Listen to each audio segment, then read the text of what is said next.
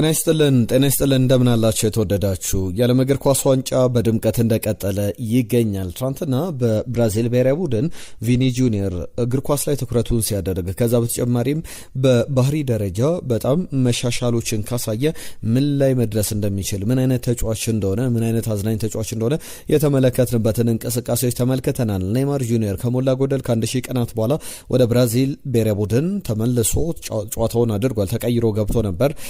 እንቅስቃሴዎች ላይ ተመለከት ነው። አጠቃላይ የማቴዎስ ኩኛንም እንቅስቃሴ እናነሳለን። ትናንት ብራዚል ምድቡን በቀዳሚነት ያጠናቀቀችበትን ውጤት አስመዝግባለች። ሞሮኮ፣ ካናዳ፣ ሌሎችም ቦስኒያም ጨዋታቸውን ያደረጉበት መርሃ ግብር ነበረ። ዛሬም የሚጠበቁ መርሃ ግብሮች አሉ። በዓለም ዋንጫ ላይ ኤኳዶር ከጀርመን፣ ኳራሳው ከኮት ዲቯር የሚያደርጓቸው ጨዋታዎች፣ ጃፓን ከስዊድን፣ ቱኒዚያ ከኔዘርላንድ፣ ፓራጓይ ከኦስትሪያ እንዲሁም ደግሞ ፓራጓይና አውስትራሊያ ከሚያደርጉ ጨዋታን በተጨማሪ ቱርክና አሜሪካም ይጫወታሉ። እነዚህ ጨዋታዎች ላይ ጥቂት ነጥቦች እናነሳለን። ባነሳናቸው ጨዋታዎች ላይ ግምቶቻችሁን ላኩልን። በተለይ ኮት ዲቯር ምድቡን በቀዳሚነት ታጠናቀቅ ይሆን?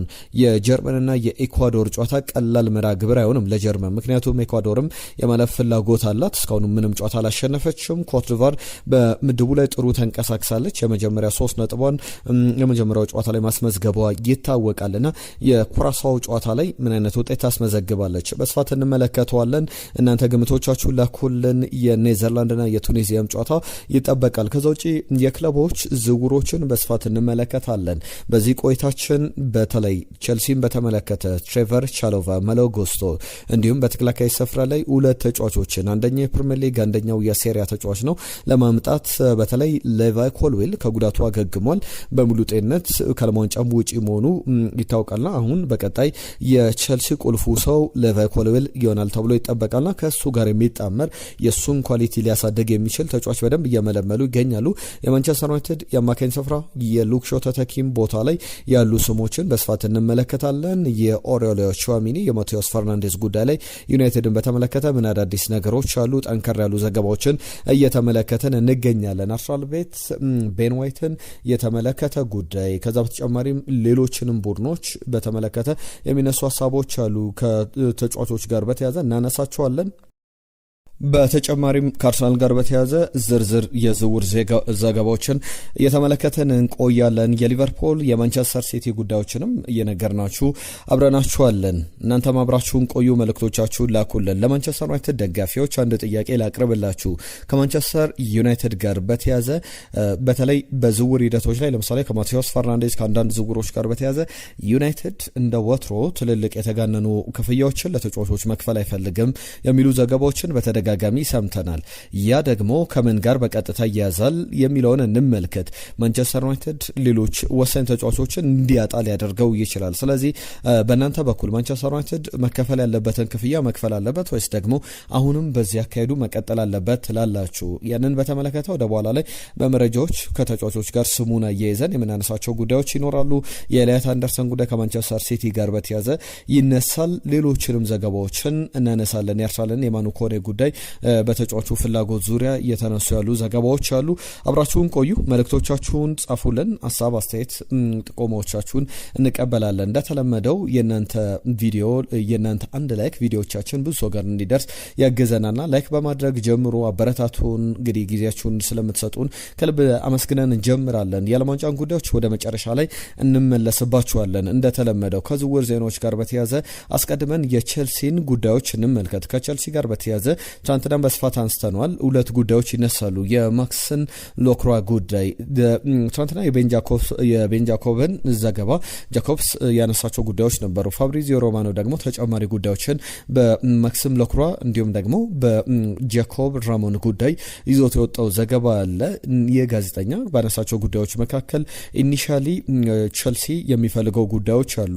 ተጫዋቹን በተለይ ሌቫይ ኮልዊል በቸልሲ ወሳኝ ሚና ይኖራል። የቸልሲ ሰዎች በውስጥ ባላቸው ግምገማ መሰረት ሌቫይ ኮልዊል ባለመኖሩ ምክንያት የቼልሲ ውድድር ዘመን ከቻምፒየንስ ሊግ ለመውጣቱ በሌሎች ውድድሮችም ላይ ጠንካራ ጉዞ አለማድረጉ ሌቫይ ኮልዊል አለመኖሩ ነው የሚል እምነት አላቸውና በሱ ቦታ ላይ እሱ ባይኖር የሱም ቦታ ሚና በቋሚነት መተካት የሚችል ነገር ግን በቋሚነት ደግሞ የሱ የረጅም ጊዜ አጣማሪን ይፈልጋሉ። በፈረንሳይ ብሔራዊ ቡድን በዓለም ዋንጫ ላይ ይገኛል ማክሲም ሎክሯ።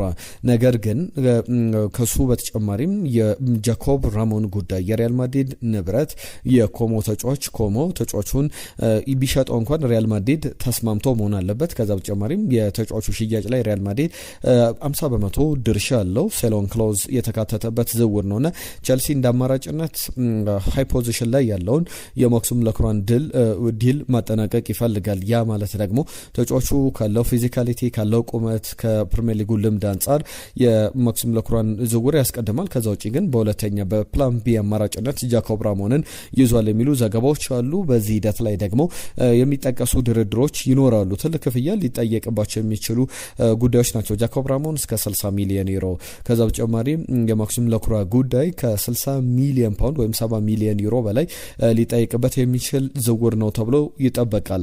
የትሬቨር ቻሎባ ጉዳይ ትናንት ከኮሞ ጋር ሲነሳ ነበር። ዛሬ ደግሞ የጣሊያኑ ሻምፒዮን ኢንተር ሚላን በዝውውሩ ላይ እጁን አስገብቷል። እንግሊዛዊውን ተከላካይ ለማስፈረም ተጫዋቹ በእርግጥ ዓለም ዋንጫ ላይ ነው ትኩረት ማድረግ የምፈልገው ብሎ ጉዳዩን በሙሉ ዓለም ዋንጫ ላይ አድርጓል። ከቻምፒየንስ ሊግ እግር ኳስ መመለስ በኋላ በጣሊያን በሁለቱም ክለቦች ቢዘዋወር የቻምፒየንስ ሊግ እግር ኳስ ላይ ይሳተፋል። በቸልሲ ያንን እድል አያገኝም። አሁን ትሬቨር ቻሎቫ እድሜውም እየገፋ ይገኛል። በእርግጥ በቡድኑ ውስጥ ቋሚ የመሆን የቡድኑ ቁልፍ ተጫዋች የመሆን እድል አለው። ወደ ሁለቱም ክለቦች ቢሄድና ያንን ልንመለከት እንችላለን። ከቸልሲ ሽያጭ ጋር በተያዘም ወደ በኋላ ላይ የምናነሳቸው ተጨማሪ ጉዳዮች ይኖራሉ። አሁንም ተጨማሪ ሀሳቦችን እናንሳ። ማንቸስተር ዩናይትድ ቤት እንገኛለን። በኦልድ ትራፎርድ የሚጠበቅ ዝውውር አለ። የሉክሾ የረጅም ጊዜ ተተኪ። ያ ማለት ደግሞ በዋነኝነት የሚጠቀሱ ስሞች አሉ። አሁን አንዳንድ ዘገባዎች ከሆነ ማንቸስተር ዩናይትድ ኮንሲደር እያደረጋቸው ያሉ ዝውውሮች አሉ። ሉክሾ በተጠናቀቀ 2025/26 የውድድር ዘመን የተጫወታቸው ጨዋታዎች 38 የፕሪሚየር ሊግ ጨዋታዎች ናቸው። ሉክሾ በታሪኩ እንደዚህ አይነት ቁጥሮች ላይ ደርሶ አቅም በጣም ጉዳት የሚያስቸግረው ማንቸስተር ዩናይትድ ላይ ሲኖር ኳሊቲው የሚታይ በግልጽ ሳይኖር ደግሞ በጉዳት ምክንያት ማንቸስተር ዩናይትድን የሚጎዳ አይነት ተጫዋች ነው። የውድድር ዓመቱን በጥሩ ጤንነት አጠናቋል። አሁን አዲሱ የውድድር ዓመትን ደግሞ እየጠበቀ ይገኛል። እንደውም ብዙዎች በዓለም እግር ኳስ ዋንጫ ላይ ይጠራል ተብለው ብዙ ሲጠብቁት የነበረ ተጫዋች ነው። ከዛ በተጨማሪ ግን ሉክሾን ማን ይተኳል በዛ ቦታ ላይ የሚለው ትልቁ ጥያቄ ነው። ባለፉት ዓመታት ላይ የነበረው ሉክሾ አልተመለከትንም። በዚህኛው ዓመት ብዙ በጤንነት ደረጃ የተሻሻለው ሉክሾን ተመልክተናል። ነገር ግን አሁንም በሚቀጥለው ዓመት ሉክሾን ተማምኖ መቀጠል ይቻላል ወይ? ከዛ በተጨማሪም የሱ የረጅም ጊዜ ተተኪ የሚያስፈልገው ተጫዋቹ እድሜው ከ30 በላይ ነው። ከዛ ውጪ ደግሞ አንድ ዓመት ቀሪ ኮንትራት ብቻ ነው ያለው። በማንቸስተር ዩናይትድ ለመዝለቅ ለመቀጠልም ውሉን ለማራዘምም ማንቸስተር ዩናይትድ ለተጫዋቹ ቢያንስ ደሞዙን በጣም በከፍተኛ ሁኔታ መቀነስ ይኖርበታል። ማንቸስተር ዩናይትድን እምቢ ይላል ተብሎ አይጠበቅም ሉክሾ። ምክንያቱም ረጅም ዓመታት ደሞዝ ሲከፈለው ነበር። በጉዳት ማንቸስተር ዩናይትድን በአመት ከሚጫወትባቸው በጨዋታዎች ቁጥር ይልቅ የሚያልፈው የጨዋታ ቁጥር ይበልጥ ነበርና እንደ ትልቅ ጥያቄ ይነሳል። በዚህ ዝውውር ደረጃ ላይ አንደኛው የ28 ዓመቱ አሜሪካዊ ተጫዋች የፉላምም በጣም በፕሪሚየር ሊግ ላይ ልምድ ያለው የፉላም ተጫዋች ነው። አንቶኒ ሮቢንሰንን ማንቸስተር ዩናይትድ ለማስፈረም እንቅስቃሴ እያደረገ ይገኛል። የመጨረሻ ዲሲሽኖች ውሳኔዎች ብቻ ይጠበቃሉ።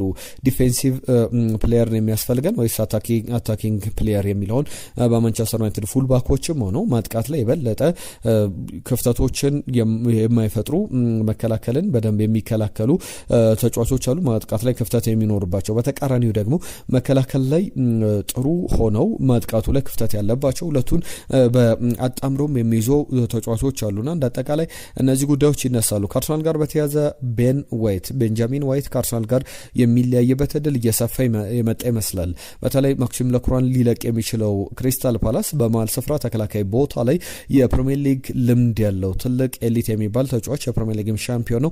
28 ዓመቱ ላይ የሚገኙ ከዚህ በኋላ ቢያንስ በክሪስታል ፓላስ ደረጃ 5 እና 6 ዓመታትን ማገልገል የሚችለውን ቤን ዋይትን ለማስፈረም ፍላጎት አለው። የኤቨርተን ፍላጎት ከዚህ በፊት በተደጋጋሚ ብለነዋል። ሁለቱ ክለቦች ተጫዋቹን ለማስፈረም ፍላጎት አላቸው። የአርሰናል የዋጋ ተመን ግን ምን ያክል ይሆናል? ቢያንስ 50 ሚሊዮን ፓውንድ የተከፈለበትን ተጫዋች ከ5 ሚሊዮን ፓውንድ በታች ይሸጧል ተብሎ አይጠበቅም።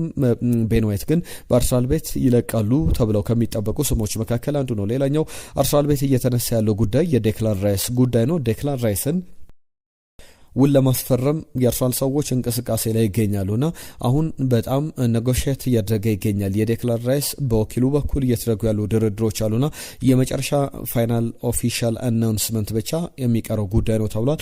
ያ ማለት ደግሞ ሌሎች ክለቦች እነ ሪያል ማድሪድ አይነት ክለቦች በተጫዋቹ ላይ ፍላጎት አላቸውና የእነሱን ፍላጎት በእጅጉ ሊያቀዘቅዝ የሚችል ጉዳይ ነው ተብሏል። ከሊቨርፑል ጋር በተያያዘ ኒውካስል ዩናይትድም የሊሉን አንድ ማቴዎስ ፈርናንዴዝ ፓራዶ የተባለ ተጫዋች አለ። በእርግጥ የተጫዋች በማንቸስተር ዩናይትድም ይፈልጋል ተብሎ ሲነገርለት የነበረ አጥቂ ነው። የተጫዋች እንደ ዴሊ ሜል ዘገባ ከሆነ በሊቨርፑል በኩል በጣም ጽኑ ፍላጎት አላቸው። 21 ዓመቱ ላይ ይገኛል።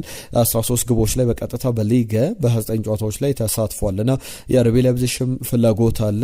በተለይ ደግሞ አርቢ ሌፕዚሽ በብዙ መንገድ ከሚፈልጋቸው ተጫዋቾች መካከል አንዱ ነው። የያን ዲያሞንዴ ተተኪ ማድረግ ይፈልጋል። ሊቨርፑል በቀጥታ ያን ዲያሞንዴን በሚፈልገው ዋጋ ማያገኝ ከሆነ ደግሞ በዋነኝነት የዚህ ማቴዎስ ፈርናንዴዝ ፓራዶን ዝውውር ማጠናቀቅ ይፈልጋል። በ40 ሚሊዮን ዩሮ ከኦሳሱና ቪክተር ሙኖዝን ማስፈረሙ ይታወቃል። ሰይድ ኤልማላን ከኮሎኝ ለማስፈረም ፍላጎት እንዳለው ይታወቃል። ሌሎችም የአንቶኒ ጎርደን ዝውውር በዋነኝነት የሊቨርፑል እቅድ ነበር። ተጫዋቹ በእርግጥ አስቀድሞ ወደ ባርሰሎና መዛወሩ ከተረጋገጠ በኋላ ብዙ እየተባለበት ያለ ጉዳይ ነው። የሮላንዲኒዮ ጎቾን ጉዳይ ላንሳላችሁ። ብራዚላዊው አይኮኒክ ተጫዋች ሮላንዲኒዮ ጎቾ በጣም ብዙ የሚነሳለት ጉዳዮች አሉ። በእግር ኳስ በአጠቃላይ ከሜዳ ውጪ ባሉት የህይወቱ ዙሪያ ልናነሳቸው የሚገባቸው ጉዳዮች ነበሩ። በብዙ ጊዜያት ላይ በተደጋጋሚ ተነስቷል። አሁን ሮላንዲኒዮ ጎቾ ከቀናት በፊት ከ46 ዓመቱ ላይ ይገኛል። በ46 ዓመቱ ወደ ጣሊያን ሴሪያ ሶስተኛው የጣሊያን የሊግ እርከን ላይ ሶስተኛው ዲቪዚዮን ላይ ለመጫወች ራቬና ለተባለ ቡድን መስማማቱ ይታወቃል። ፊርማውንም አኑሯልና በጎቾ በኩል ጨዋታ ለማድረግ እንግዲህ በእግር ኳስ ለመደነስ በጣም ጓጉቻለሁ ብሏል። በጣሊያን ሴሪያ በኤሲ ሚላን በደንብ ተመልክተነዋል። ከባርሰሎና ቆይታው በኋላ የመጨረሻ ዓመታቱን በዛው ማሳለፉ ይታወቃልና እግር ኳስ ሁሌ በጣም የደስታ ነው፣ የሐሴት ነው። ሁሌ ለኔ እንደዛ ነውና አሁን ወደ ራቬና በሜዳ ላይ እግር ኳስን ለማሳየት ደስታን ዳግም ለማግኘት ጓጉቻለሁ የሚል አስተያየቱን ሰጥቷል። የራቬናም ዋና ኃላፊም ወይም ሊቀመንበሩም ያነሷቸው ጉዳዮች አሉ። ሮላንዲኒዮ የኔ አይዶል ነው፣ የኔ በጣም ምልክት ነው፣ የኔ ጀግና ሌጀንዳሪ ተጫዋች ነውና አሁን የሱ መምጣት ወደ ክለባችን ወጣት ተጫዋቾችን በደንብ ያነቃቃል፣ እግር ኳስም በአካባቢያችን ላይ በደንብ ያነቃቃል ብለን ተስፋ እናደርጋለን ብሏል። በዛ በጣም ወፍሮ ባለበት ከእግር ኳስ ረጅም ጊዜ ከራቀበት ጊዜ በኋላ ከሞላ ጎደል 10 ዓመታትን አሳልፏል ሮላንዲኒዮ ጎቾ። በእግር ኳስ ከተመለከት ነው አሁን በ46 ዓመቱ ወደ ሜዳ ሊመለስ ነው። ማሊያ ቁምጣ ታኬታውን ለብሶ በእግር ኳስ ዳግም ልንመለከተው ነው። ምን አይነት እንቅስቃሴ ይኖረዋል የሚለው በጨዋታ ላይ የተሳትፎ መጠኑ በምን ሊለካ ይችላል የሚለውን በቀጣይ ጊዜያት ላይ እናነሳለን። እናንተስ ምን ታስባላችሁ? ስለ ሮላንዲኒዮ ጎቾ መመለስ ነበረበት ወይ የሚለውን ሀሳብ አስተያየቶቻችሁን ላኩልን። ከኤሊዮት አንደርሰን ጋር በተያዘ በዝውውር ሂደቱ ማንቸስተር ሲቲ 121 ሚሊዮን ፓውንድ አጠቃላይ ከናዶንስ ጥያቄ አቅርቦ ኖቲንጋም ፎረስት ከአንድም 2-3 ውድቅ አድርገው ጥያቄ ነበረ። እንደ ዴሊ ሜል ዘገባ ከሆነ አሁን ማንቸስተር ዩናይትድ የተሻሻለ ክፍያ 130 ሚሊዮን ፓውንድ ለተጫዋቹ ለመክፈል ፍላጎት አለው። በዋነኝነት ግን የአከፋፈል ሂደቱ ይፋ ይደረጋል። ከዚህ በፊት 105 ሚሊዮን ፓውንድ ከዛ በኋላ 15 ሚሊዮን ፓውንድ አካባቢ 16 ሚሊዮን ፓውንድ አካባቢ ደግሞ በአዶንስ በሲቲ ስኬት በተጫዋቹም ውጤታማነት ላይ በሚመሰረት መንገድ የሚከፈል ክፍያዎች እንደነበሩ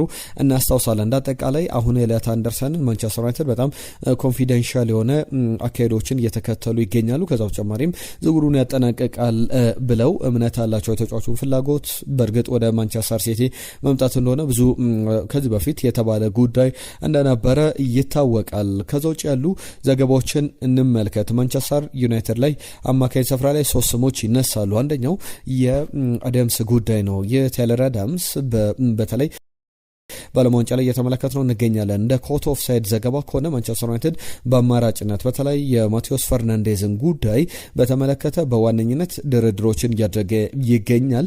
የማቴዎስ ፈርናንዴዝን ዝውውር ማንቸስተር ዩናይትድ 60 ሚሊዮን ፓውንድ ብሎ ገምቶት ነበርና እንደ ስካይ ስፖርት ዘገባ ከሆነ ለተጫዋቹ 60 ሚሊዮን ፓውንድ ማንቸስተር ዩናይትድ የመጀመሪያው ተመኑ ቢሆንም ምናልባት ዋጋውን ከፍ ማድረግ ሊጠበቅበት ይችላልና አንዳንዴ በማንቸስተር ዩናይትድ በቅርብ ጊዜያት ላይ የተከፈሉ ለነ አንቶኒ 80 85 ሚሊዮን ፓውንድ ሲከፈል ከዛ በተጨማሪም የተመለከትናቸው ዝውውሮች ነበሩ በቅርብ ዓመታት ላይ ማንቸስተር ዩናይትድን ያከሰሩ ነገር ግን ለተቃራኒ ክለቦች ደግሞ የደስታ ምንጭ ነበር። ማንቸስተር ዩናይትድ ለአንድሬ ኦናና የከፈለው ክፍያ፣ ለአንቶኒ የከፈለው ክፍያ በቅርብ ዓመታት የሚነሱ በጣም ከመጠን በላይ የወጣባቸው ዝውውሮች ናቸው ተብለው በግልጽ ሊነገሩ ይችላሉ።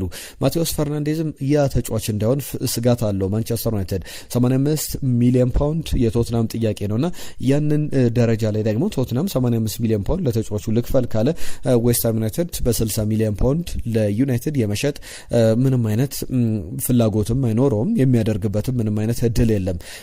ለዛም ነው ማንቸስተር ዩናይትድ ያለውን በጣም አካሄዱን ትንሽ ሰበር አድርጎ ቢያንስ እስከ 80 ሚሊዮን ፓውንድ እስከ 75 ሚሊዮን ፓውንድ ማቅረብ የሚችል ከሆነ ነገሮችን ለማስኬድ ጥረት ማድረግ ወይም ደግሞ በሁለት አማራጮች ፊት ለእናንተም ጥያቄ ስናቀርብ ነበረ። እንደዚህ አይነት ግትር አካሄዶችን የሚከተል ከሆነ ማቴዎስ ፈርናንዴዝንም ሌሎችንም ወሳኝ በዩናይትድ ቤት የሚፈለጉ ተጫዋቾች በዝውውር ሊያጣቸው ይችላልና የምን አይነት አካሄድ ይዞ ይመጣል የሚለው የሚጠበቅ ነው። ሌላኛው የዩናይትድ ጉዳይ የታይለር አዳምስንም ከቦርመዝ ለማስፈረም ፍላጎት አለው። ቲፒካል የፕሪሚየር ሊግ ተጫዋች ነው። በተለይ መከላከሉ ላይ በጣም ትኩረት አድርጎ መስራት የሚችል ለነ ብሩኖ ፈርናንዴዝ በጣም ጥሩ ነጻነት መስጠት የሚችል ጥሩ ፓሰር ነው። ነገር ግን ዲፌንሲቭ ስትራክቸርን በመጠበቅ ረገድ ወሳኝ ሚና እንዳለው የአንዶኒ ኢራዮላ ቁልፍ ተጫዋች እንደነበረ እናስታውሳለን። አሁን በታይለር አዳምስ በኩል የዩናይትድ ሌላኛው አማራጭ ሆኗል።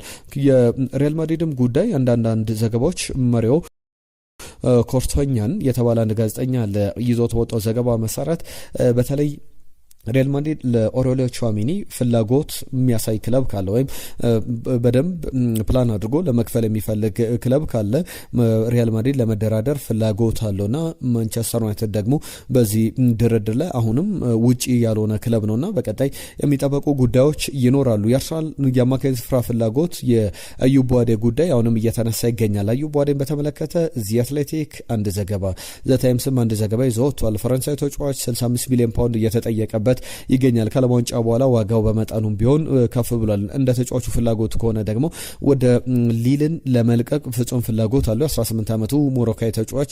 ከዛ በተጨማሪም ከዓለም ዋንጫው በኋላ ደግሞ ወደ የትኛው ክለብ መሄድ እንደሚፈልግ ሊወስን ይችላልና ዚ አትሌቲክ አርሰናል በተጫዋቹ ድርድር ሂደት ላይ ተጫዋቹን የማግኘት ሰፊ እድል አለው ከሌሎች ክለቦችም በበለጠ የሚል ዘገባን ይዞ ወጥቷል። የመጀመሪያው ምርጫ ግን ለአርሰናል አማካኝ ስፍራ ላይ ቀድሞ የሞርጋን ሮጀርስን ዝውውር ማጠናቀቅ ይፈልጋል። በመስመር አጥቂ ቦታ ላይም በ10 ቁጥር ቦታ ላይ መጫወት የሚችለው የአዩብ ቡዋዴም ዝውውር በጣም አስፈላጊ ይመስላል። እንደ ዘ ታይምስም ዘገባ ከሆነ አርቴታ በቀጣይ ዓመት ላይ 4 አማካዮችን ይዞ አዩብ ቡዋዴን፣ ዴክላን ራይስን፣ ማርቲን ዙቢሜንዲን እንዲሁም ሉዊስ ስኬሊን በዋነኝነት ይዞ አራቱንም እያፈራረቀ መጠቀም ይፈልጋል። በዚህ ቦታ ላይ ደግሞ በጣም ቨርሳታይል የሚባለው ሚኬል ሜሬኖም አለና በአማራጭነት እነዚህን 4 ተጫዋቾች አፈራርቆ መጠቀም ይፈልጋል። የአንዳቸውንም ጉልበት ዘንድሮ እንደተደረገው አሟጦ መጠቀም አይፈልግምና በተለያዩ ጨዋታዎች ላይ እንደየጨዋታው በደንብ ያንን ለማድረግ ደግሞ አዩብ ቡዋዴ ያስፈልገኛል ብሎ ድርድር ያደረገ ይገኛል። የማኑ ኮኔም ዝውውር ይነሳል። የሴሪያው ተጫዋች እንግዲህ የአርሰናልን ጥያቄ በምንም አይነት ሁኔታ ውድቅ ማድረግ አይፈልግምና አርሰናል የሚጠይቅ ከሆነ እስካሁን ኦፊሻል ጥያቄ አላቀረበም። ወዲያው እሺ ብለው እንዲቀበሉ ለሮማ ሰዎች መልእክት አስተላልፏል የሚሉ ዘገባዎችን በተጫዋቹ በኩል ተመልክተናል። ዳርዊን ኑኔዝን በተመለከተ የኤሲ ሚላን አዲሱ ተጫዋች ሊሆን ይችላል። በተለይ ሊቨርፑል ዳግም ዳርዊን ኑኔዝን መልሶ ሊያስፈርም ይችላል የሚሉ ዘገባዎች ሲነሱ ነበረ። አልሂላል ደግሞ የሳውዲው ክለብ ተጫዋቹን መልቀቅ ይፈልጋል።